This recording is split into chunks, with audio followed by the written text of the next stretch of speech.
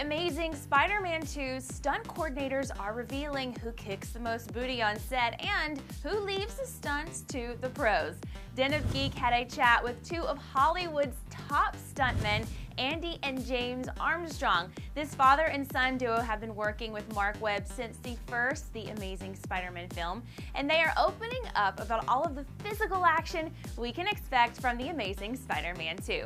Andrew Garfield is apparently doing about the same amount of stunt work as he did before, but the real focus has been on grounding his action scenes in reality so that CGI doesn't have to be used quite as much.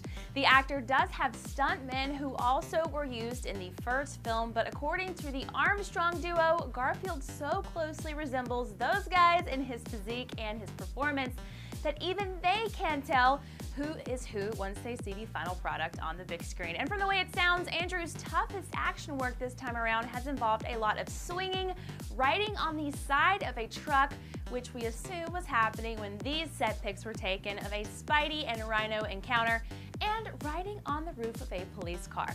Stunt work that was mostly done by Andrew. Also, they recently put him on the edge of a building 46 floors high with only a little safety line holding him, so it seems like Andrew Garfield is up for almost any challenge. Now, some other action standouts in this movie will include Emma Stone's character, Gwen Stacy, who will apparently be doing a lot more action in this sequel. And according to the Armstrongs, Jamie Foxx has really performed great in his action scenes as Electro. James said, quote, "Jamie's extremely athletic too. He's got great ability and he always underplays it. He thinks he's below average and he's not. He's above average."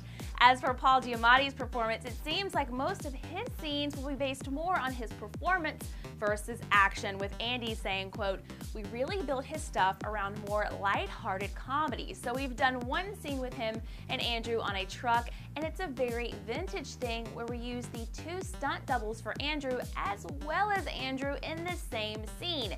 It's like a sleight of hand thing where there's lots of Spider-Man appearing one at a time from different angles. What it plays to is Paul's fantastic comedy timing and his great ability to work with different things like that."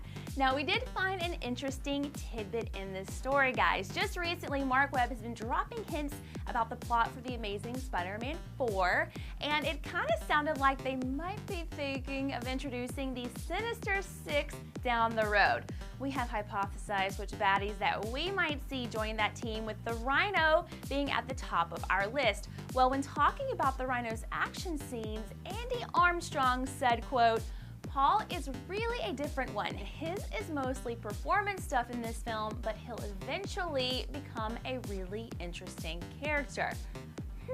That sounds like The Amazing Spider-Man 2 won't be the last time we hear the Rhino's name come up.